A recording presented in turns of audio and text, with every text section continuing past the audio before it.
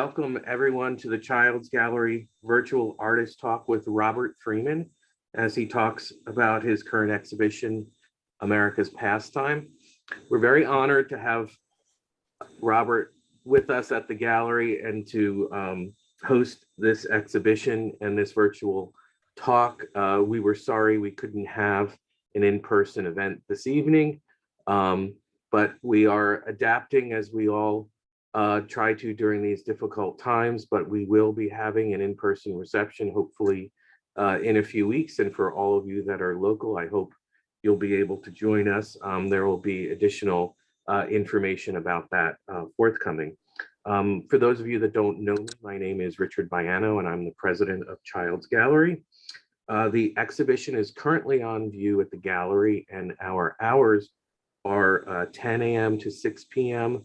Tuesday through Friday, and then Saturday and Sunday, 11 to 5. Our only current requirement is that you wear a mask, so we are open to the public. And I should mention that, Robert, your show will be mentioned tomorrow in the ticket section of the Globe. This just tells everyone to come and see the show, which we hope you will. I would like to remind everyone to stay on mute throughout the presentation.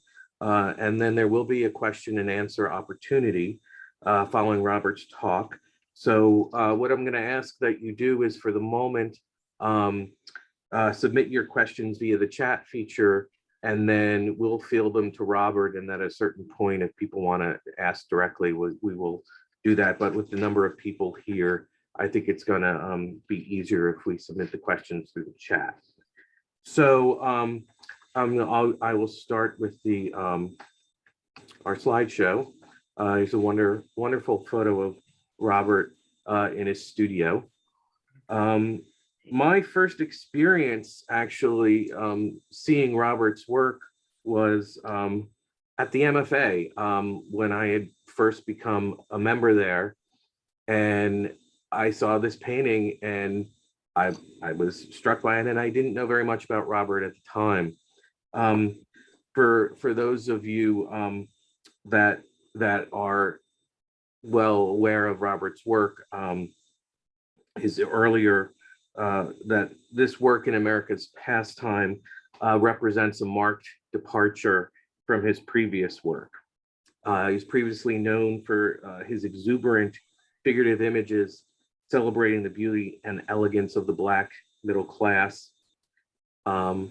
I think that for all of us who know his work, the Black Tie series are very fun paintings, and I think that they're very different than what you'll see coming up. So in this latest, here's another one of his early works, or earlier works, I should say. It's not early. So this series delves into the profound racial and social divides within our country. Greatly disturbed by the deaths of George Floyd, Breonna Taylor, and countless other Black Americans, Robert turned to his art as an expression of anger, courage, and sadness. So in America's Pastime, adults play traditional children's games such as Capture the Flag, Blind Man's Bluff, to terrifying ends. I will turn the talk over to Robert now and let him walk us through the show, and then we'll come back with some questions. Thank you, Richard. I want to start by thanking you, Richard, and Stephanie, and Rin, and Julie, and Catherine, for putting up such a beautiful show, for putting this Zoom together. We're right now in very challenging times, and these are challenging paintings, and these are paintings that for the most part don't show up on Newbury Street. So I want to thank you for your courage. And I also like to thank everybody who signed into this Zoom tonight. Thank you for your interest. We have a special visitor who is the former governor of the Virgin Islands, First Lady, and Cecil and John DeYoung. And I wanted just to shout out, give them a special shout out, and welcome them stateside via Zoom. I start usually these talks with a confession. And the confession is that I never used to talk about my paintings. I didn't think that artists were responsible for their paintings. I used to think that that we kind of worked ourselves in this frenzy, and we tapped into this kind of jet stream of consciousness above us, and creativity flowed through our hand and our arm and out through our fingers right onto the canvas and created the image. And so we couldn't talk about it because we weren't responsible. I don't believe that at all anymore. I think artists are responsible for the work. Sometimes takes artists a long time to kind of unpack the work, try to figure out what just happened. Many of these paintings are born by surprise, and it takes art critics and gallery people and people who are the general audience really to help me see what I can't see in some of the new works. So I hope during the question and answer period, you have comments that will point me to new things that I can't see even in my own paintings. It really does help me unpack the work. I want to talk just briefly about the process, because I think the process really informs the paintings. I stretch my own paintings, and I work on about 5, 6, maybe 7 paintings at a time. They're blank canvases, and in the painting that you see right now is about a 7-foot painting, so I had to work on ladders. But this was a blank canvas with 7 other paintings on the walls in the studio. I take a turpentine soaked brush, large brush with black paint on it, and I begin to just scribble over every one of those blank canvases. And I do it for 2 reasons. I scribble because it gets rid of that bright white canvas staring at you with endless possibilities. And also I scribble because I can see some things come out of the scribble, and I begin to try to search for those things as the next part of the process begins. The scribble, it takes place really quickly. I try to have my hand moving faster than I can think. It kind of reminds me of an old Frank Stella quote. He quoted Mario Andretti, who's a race car driver. And Mario Andretti said, "If you're still in control, you're not moving fast enough." And so the whole idea of trying to move quickly and have the hand make these surprises faster than I can force the surprises to come is what I'm trying to do in that first stage of the paintings. Because we're going to start off with this particular painting, I'm just going to give you a little bit of background that I think Richard informed you about. And that is that these are a severe departure from what I used to paint, which was a celebration of African-American life. It was the murders of George Floyd, Breonna Taylor, Ahmaud Arbery, and others that African-Americans have known have been going on for years. But the cell phone videos brought it to the world. Soon after, of course, was January 6th. And January 6th, probably everybody who's here now on this Zoom was doing the same thing that my wife and I were doing, which was stomping around the room, saying some very bad words. Betty broke out into tears at one point. I began throwing stuff at the television. And I suspect that everybody had those kinds of reaction to what we saw on January 6th. About a week afterwards, I went into the studio and these images poured out. And although it took me a year to complete them, they really poured out. And I'll just talk a little bit about the image that's in front of you on the screen now and how that kind of was created. The first thing that I saw in the scribble were these 2 people that began to, I thought, fight. Um, and because they were naked, I thought maybe it's a beach scene. So I put in kind of this beach scene. And then the water came, and then the ship came, and I thought, well, this has to do with what I saw on January 6th. So the ship became an American flag. The balls that the children are playing with became the American flag. And the children's play didn't really come until weeks afterwards, when I realized that the name of this painting, which was Day at the Beach, should be called Capture the Flag. And the last thing I placed into the painting was the American flag being forced out of the hand of the man on the bottom. So the paintings, if they come quickly, and they should, they kind of arrive, and if they arrive by surprise, well, that's the vitality that we get as artists. So this is a very large painting, prominently hung in the Child's Gallery. It's about 7 feet tall by about 5 feet wide. If we can have the next slide, please. This is very different.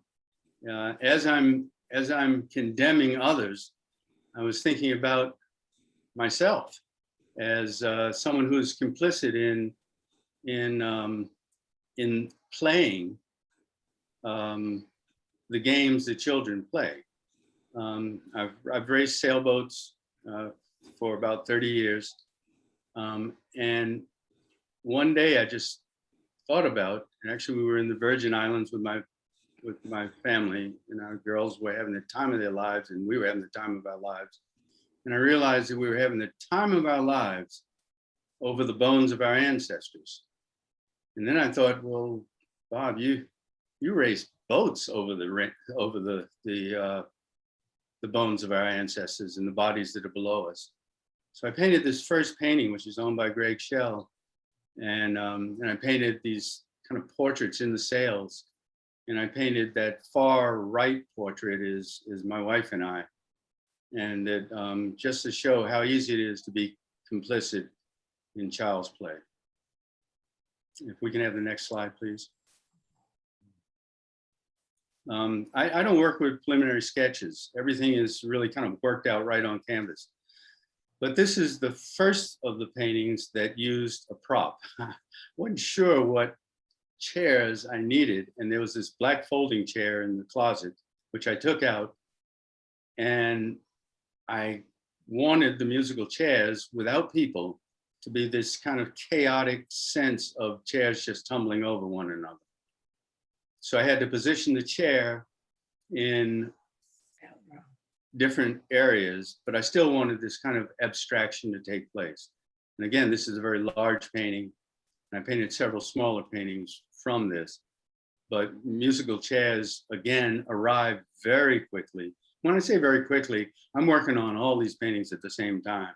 So you know, and the worst question anybody can ever ask is how long did it take you to do that? Because I never know how long it takes me to make all of these paintings come up at the same time. But the quicker the painting comes, the more surprises it brings, and the fresher the painting is. So musical chairs, of course, is the child's game that shows the children play with not an equal number of chairs, but one chair missing. And it seems to me that this was what our political parties are going through right now. It seems to me that in order to have the rich, you have to have the poor, and the poor seem to always be missing that chair. I can have the next slide, please. Blind Man's Bluff. Again, a pretty large painting. All these were pretty large paintings, are pretty large paintings. It's pretty straightforward.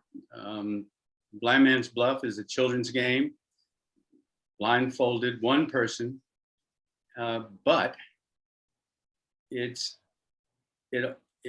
engages people that chase this person. This person chases the crowd of young people in order to try to tag them.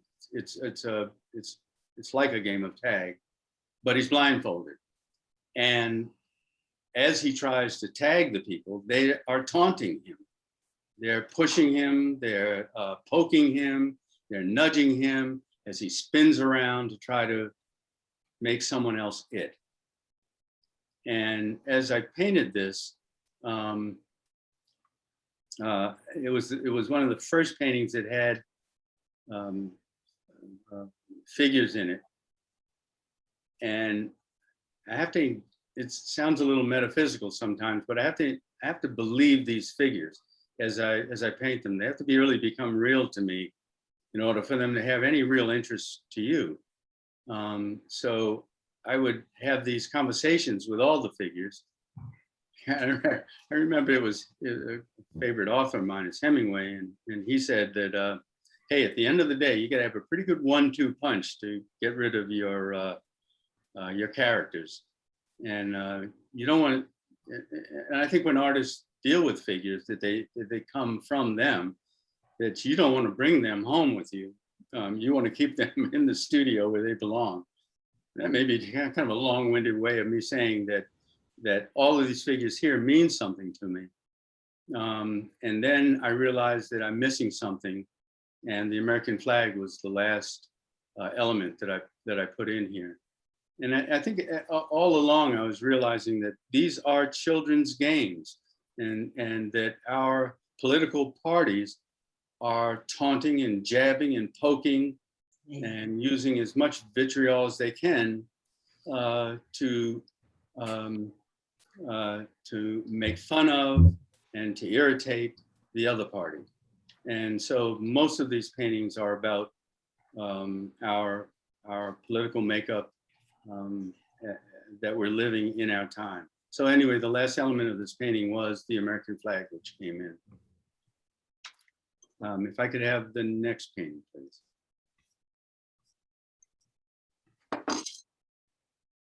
This is a series of paintings that are most difficult for me.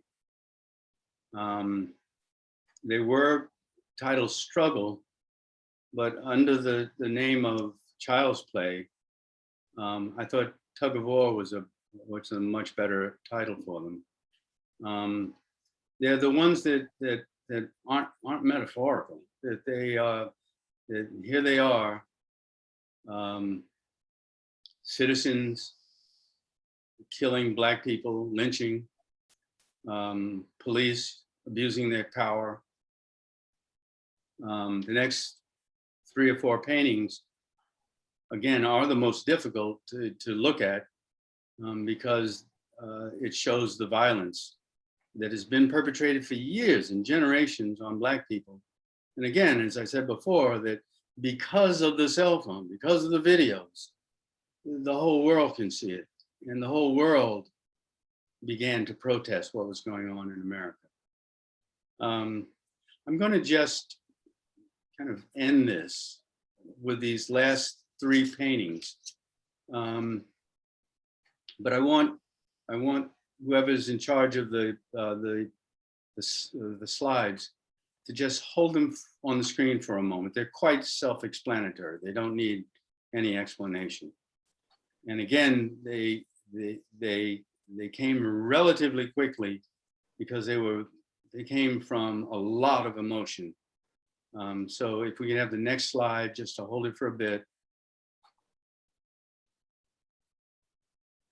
This, of course, is just so literal. It's George Floyd with a knee on his neck, spectators.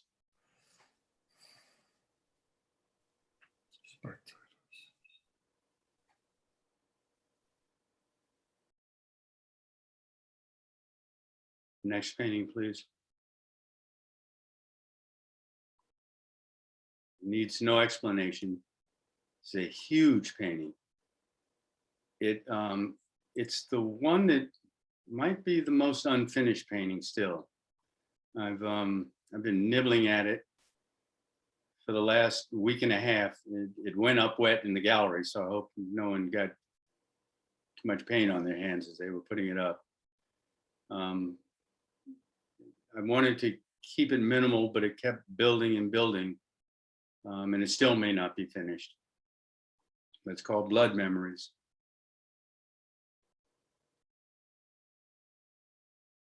And I don't know if this is the final slide. We may have one more. So this is the final slide of your talk. Why don't I just briefly run through the installation images, then I'll come back to this one and ask you a couple questions, and then people can start putting questions in the chat feature if we like. Thank you.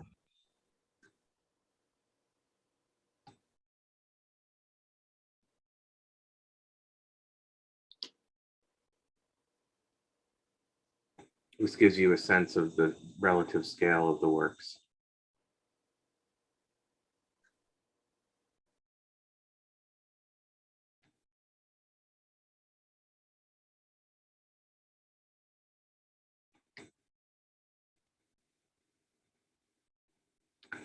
So Robert, I'm going to go back to the final painting that you had. Actually, I'll go back to this one. I have a number of questions that I've written down, and I think you've answered them very well. I will briefly touch on them later, but I think I'm going to go, since you had us pause on these slides, I think I'm going to start with one of my more serious questions. And I'm just wondering if this new series has taken an emotional toll on you as you've worked through all of these issues that Black people have faced in this country. Well, that's a great question, because it certainly drove me to make these paintings. The emotional toll that I'm still feeling about the state of our politics today in America takes an emotional toll on me. I think as an artist, I can put some of that emotion into the paintings and release some of that emotion so that I don't carry it with me all the time. So I think as writers do, and musicians, they can kind of play their pain away a little bit. I think that is a great question. It's a question I've never thought about, because I go back and forth with each new headline, either in today's paper or yesterday's paper or tomorrow's paper, that suggests that all this is still going on, and our democracy is so fragile at this point. And I consider myself an optimistic person, but I think we're in pessimistic times. So it's interesting, because one of the questions that I had written down, again, also is one of the final questions, but I think, which is, are you more optimistic now or pessimistic about the future? And what strikes me about this body of work is that your early body of work was very optimistic. And I remember how optimistic the country felt when Barack Obama was elected. But I'm probably like you, that I'm more pessimistic now than I have ever been. But if you could comment a little bit about that. Yeah, we ride the waves of optimism in this country and pessimism. When Barack Obama and Michelle, stood on the Capitol, swearing in. Wow, we were all so proud, and it looked like maybe things were changing in our country. But I thought the next president showed that things weren't changing so much, that there was so much resistance to people that are different getting ahead. And so for the past 4 years, that optimism changed to pessimism. We still have an ex-president claiming he won the election, supporting far-right movements that I think about even today, the people that are our new mayor in Boston, Wu, who is getting death threats, and possibly because of the xenophobia. It showed me that although at the height of my optimism, and I think everyone's optimism about having an African American president, that there was this retreat of people in numbers that I couldn't imagine. And those people have now taken a forefront in numbers I can't imagine, in ways that I couldn't have imagined. So I think I'd like to say, I don't know where I'm going to be in 2 or 3 months, and maybe this COVID has added to the pessimism, but certainly the feeling of the door trying to be open, and as my wife Betty says, well, just wait. It can slam shut at any time. Just kind of adds to my pessimism. Richard, I'm not sure I answered your question. No, I mean, I think it's sort of explanatory in the paintings, and I don't think you're alone in that regard.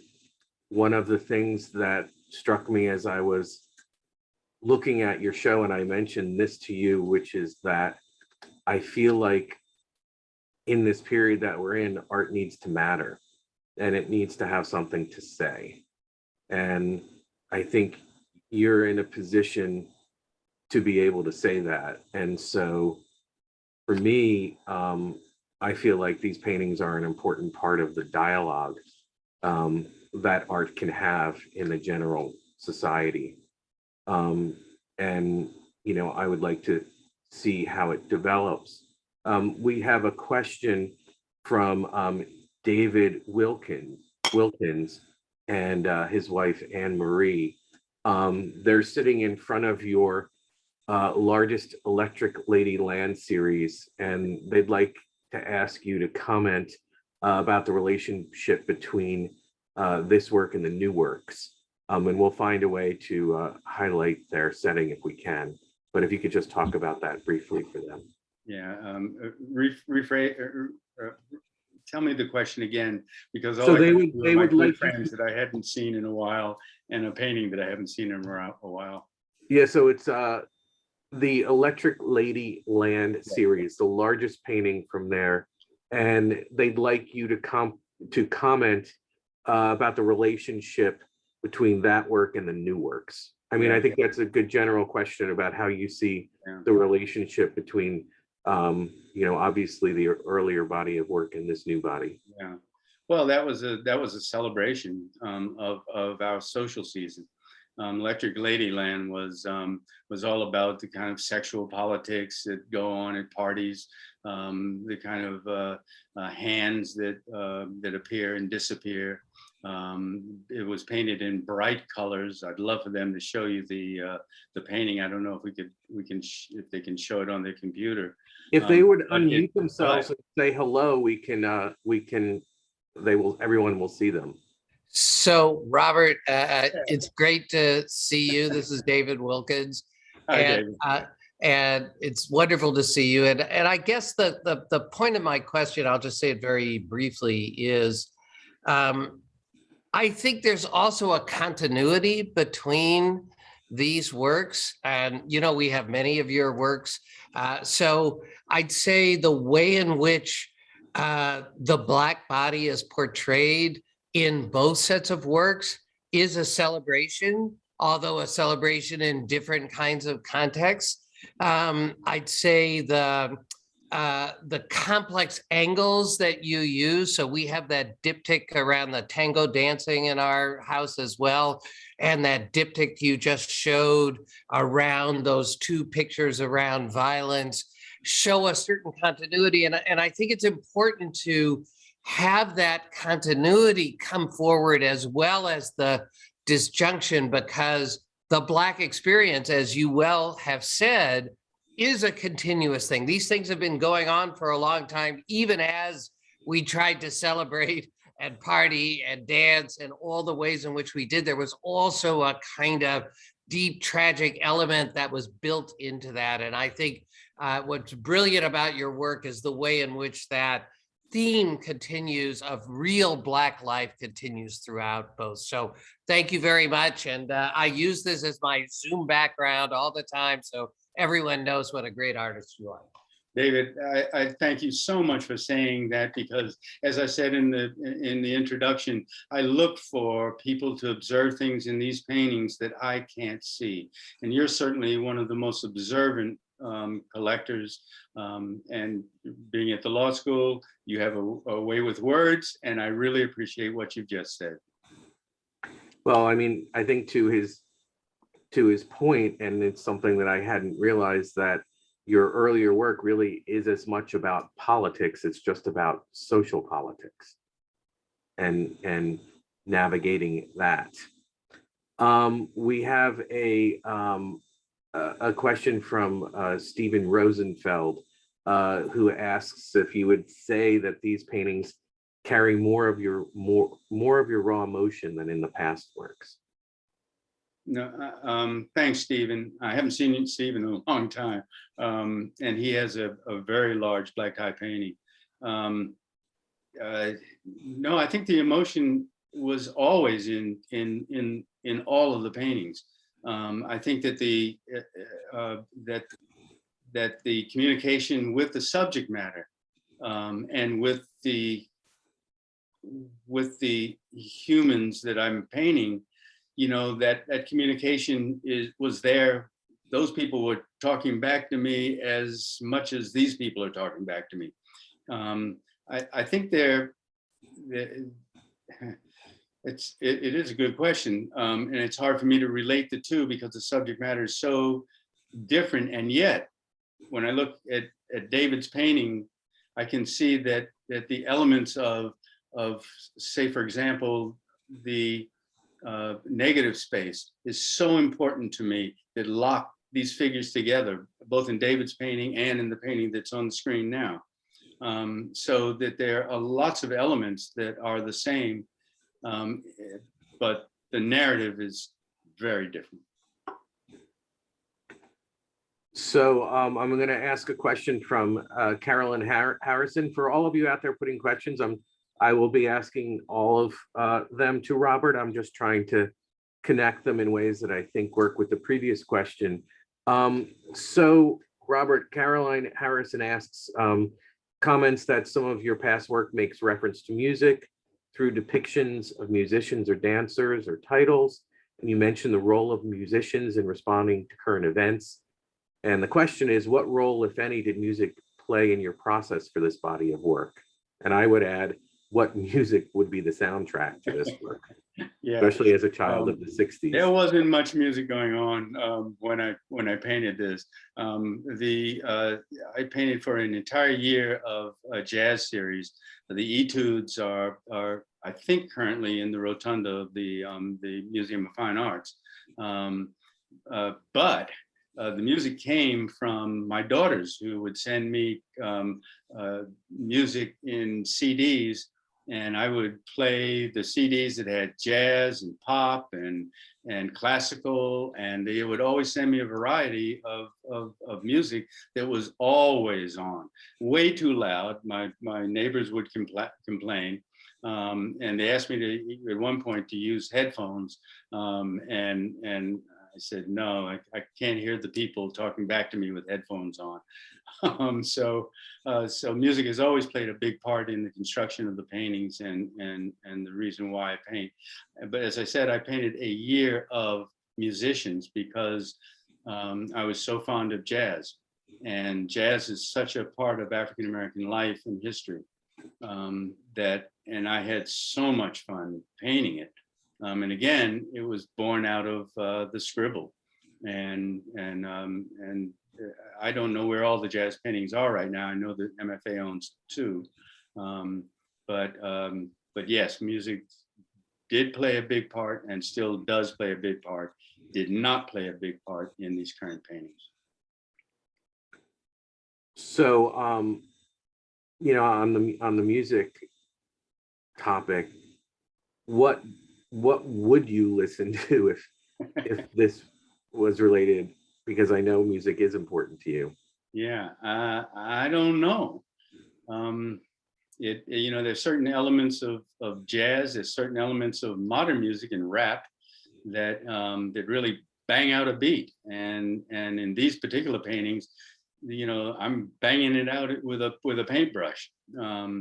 And so maybe more modern music might be more appropriate.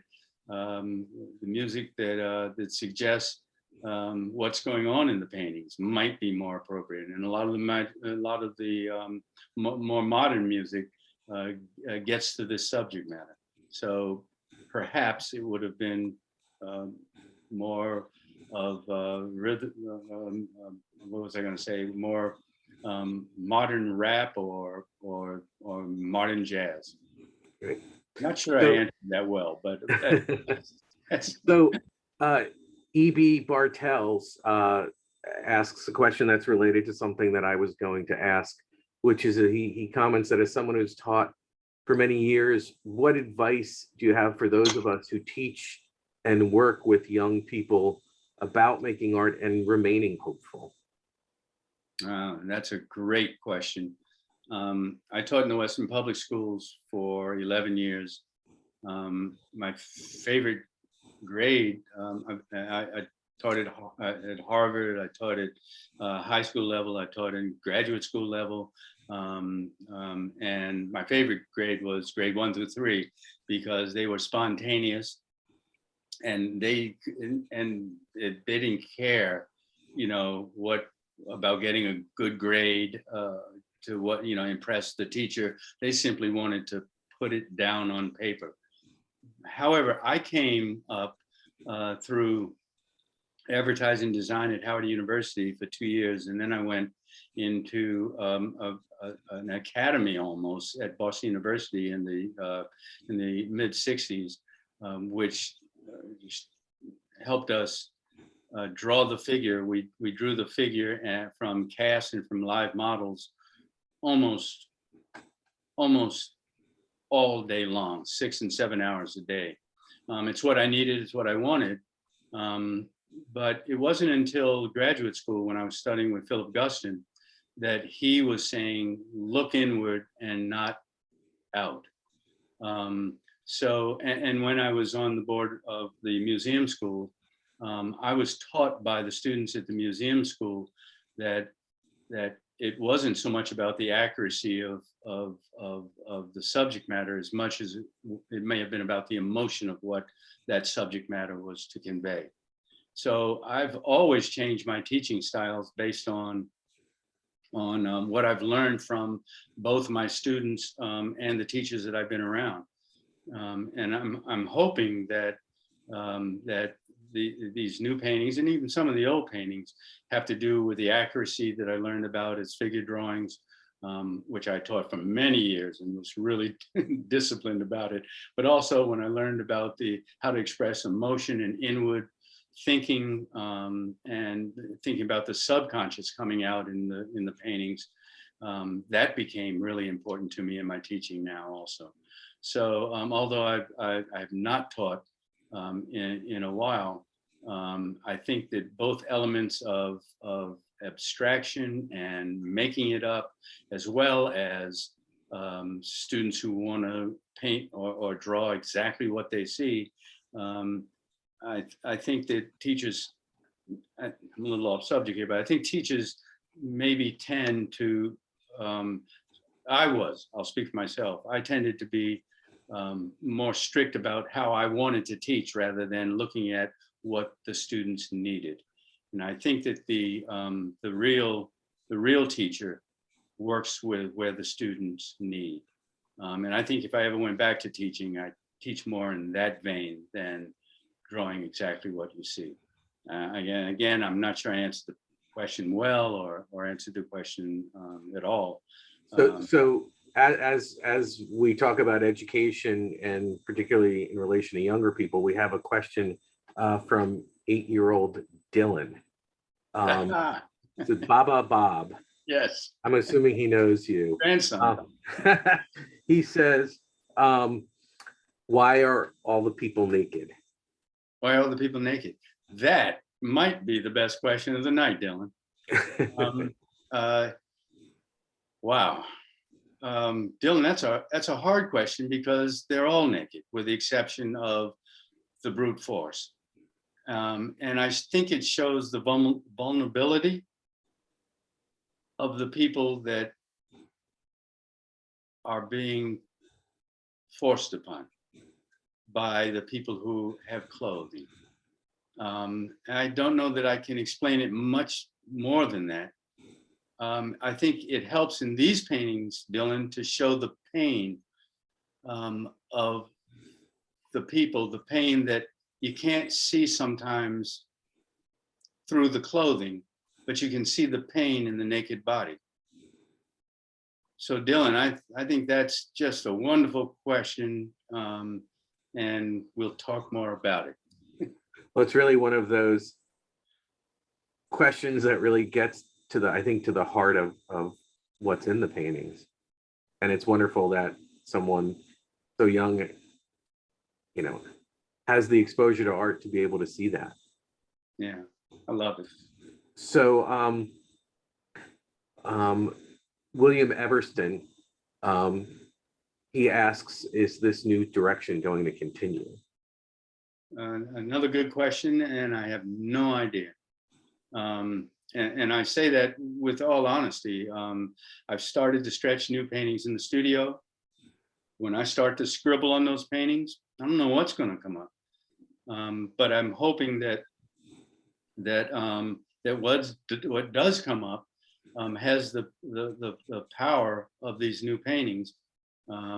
And I hope it has the surprise of these new paintings, because that's one of the reasons why I continue painting, for that surprise. It's what brings vitality I think to all painters. And the construction of a painting means an awful lot to me. With the painting itself, once it's been painted, it's done. Frankly, I can't get it out of the studio fast enough. It's the process of making the painting that brings everything to me. Sometimes I'll go into to someone's home and I'll see a painting and I'll go, oh geez, I just need to do a little bit more on that. But I don't wish that I wanted it back. Now it may be the male in me, because I've heard female painters saying that, hey, these paintings are my children, and they really hold on to their paintings. And I've never had that feeling. Well, it's interesting because this kind of relates to a comment / question of Carl Long. And he comments that the paintings are an extraordinary and courageous act of truth telling. And he thanks you for that. And he asks, when seeing them, do they still conjure the same level of emotion as when you created them? Yes. And again, a great question. Yes. Seeing him tonight again. Yeah. Seeing these last 3 paintings. The other paintings were metaphors for what's going on with children's play. These aren't. These are the ones that really bring the emotion forward to me, because they're full of violence that we see every day in the headlines, it seems. And certainly, again, as I said before, the Black Americans has always known that this violence has been going on. But it's just coming to, I think, the majority of Americans who are now beginning to understand our history. So Debbie first would like you to talk a little bit more about having these works on Newbury Street. Yeah, well, Debbie knows the story that my wife Betty and I would drive back in 1970, when that, no, this would be 1980, maybe 83. Newbury Street would have, all the galleries on Newbury Street would have this one day a month that they would allow actual paintings to come in. And we would, Betty and I would rent a U-Haul truck and we'd push the paintings into the U-Haul truck. Betty even lodged the U-Haul truck under a parking lot, one indoor parking. That was hard to get out of. As I slipped the paintings out of the U-Haul and into the gallery. And every single gallery on Newbury Street in the early 80s rejected the work for what appeared to be, I was told, the same reason. And that was that they don't have an audience for this. And these were celebrations of Black life. Then I had a show. Shows are hard to come by for young artists. That first show is really tough. I had a show at the Chapel Gallery in Newton, and I showed Black Tie, which is now the first painting that you showed, Richard, owned by the MFA. And it was the same painting that I showed every gallery on Newbury Street. But this time, Christine Timmons wrote it up and headlined it in the art section of the Globe. And every single gallery called me. And I reminded them that they've rejected not just that painting that they saw, but they've rejected it over a number of years of me bringing these paintings in each month. Fortunately, I had already been with the Clark Gallery with Meredith Moses, who had invited me into her gallery early on. I was also with Windle Street Gallery that showed in Cambridge, that showed about 5 African-American artists. So I was very fortunate that I had these galleries, but I was so upset with the Newbury Street galleries that I rejected all of the invitations. Well, I'm glad you did not reject this invitation. Yours was a breath of fresh air. Thank you. So Caroline Harrison would make a comment. She says, as a former student, I would love to just add that your teaching style may have been how you wanted to teach, but it's also definitely what I and my classmates needed to be taught.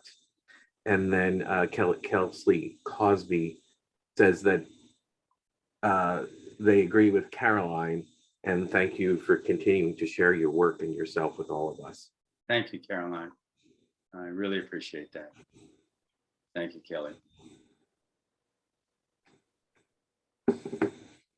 So I was just curious, going back to one of the things that you earlier said about your process, and I'm wondering if the change in your subject matter changed the process, or if it's always been the same.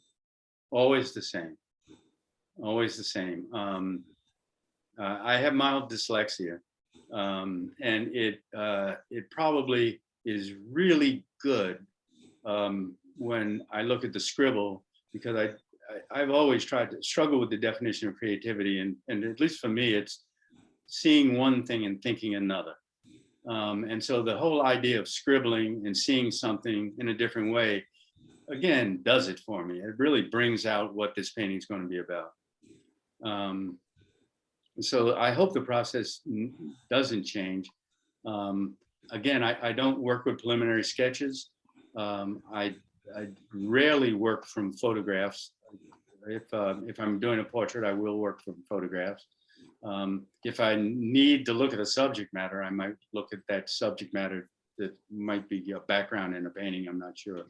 But in general, I work just from the act of making the paint and making the line and making the composition.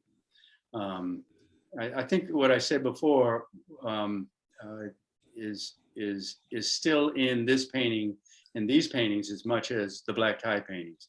And I wish I had a little pointer to show the negative spaces that lock these figures together, the small negative spaces all around. That's the spaces that are around and surround the figure.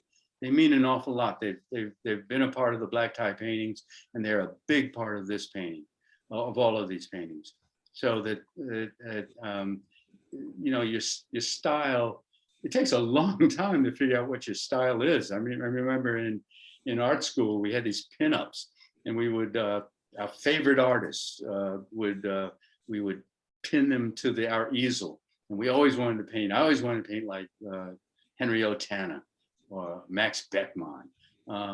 And, you know, to make a painting like either of them at the time was, you know, would be, wow, I'm really heading in the right direction. And of course, that's the wrong way of thinking about it. And it is until, you know, you paint really unconsciously or subconsciously that you really realize what your style is and what's important to you. It doesn't mean you don't take elements from the people that you enjoy and the painters that you admire, but creating kind of the style that I feel comfortable with my own brush now. So there's a comment from Nicole Kelly, who is an MFA associate, and this will lead to the final two questions. And she says that she thinks that we've all been on the same path with you. We've gone from a place of optimism to one of fear for our democracy. And the MFA associates are thrilled to have your work included in Art in Bloom and hope to continue the relationship with you and your new work as it develops in the future years. So the question that I would ask you is, you know, how do you feel about the recent drive by institutions to add more diversity to their exhibitions and collections? As I said before, I think that, as my wife Betty says, the door is open. And I think that we're being invited in ways that we've never been invited in the past. But she also says the door will close quickly. Well, I think that's one of the, that for me, that's one of the things that makes me more optimistic than pessimistic about this period, which is that there is a chance to have some good come from it. And I think that, you know, this drive by institutions is important and coming late to the game, but better than not coming. So Carol Fulp comments, she says, we're headed for a new era. How can we help to ensure your paintings create the sense of urgency we need to ensure democracy continues in America today? That's a big question. I'm sorry, I was reading the chat, and I hope that there are wonderful comments in the chat. I hope we're saving those comments. Can you repeat? Sure. How can we help to ensure your paintings create the sense of urgency we need to ensure democracy continues in America today? Yeah. No, that's a hard question. You know, I think as an artist and writer, and I think musicians are amplifying, you know, the need for change and the importance of change. And I think we have to look to our artists to hear and to see that amplification. I think we need the intellects. I think we need the common people. I think we need everyone to have a voice. And hopefully that voice or the collection of those voices will make change. Carol, you have a better answer than I do because I know you as a writer. And if you want to add to that, please do. Well, for me, I think that just having your work seen is important, and getting it out there for as many people to see is critical, I think. I mean, again, I go back to the importance, I think, of having meaningful art in a gallery, and, you know, by artists that have things to say, and this is the time to say it. Thank you, Richard. Yeah. Yes. And I think it requires all of us in all of the various forms as possible as we face this very, very difficult time.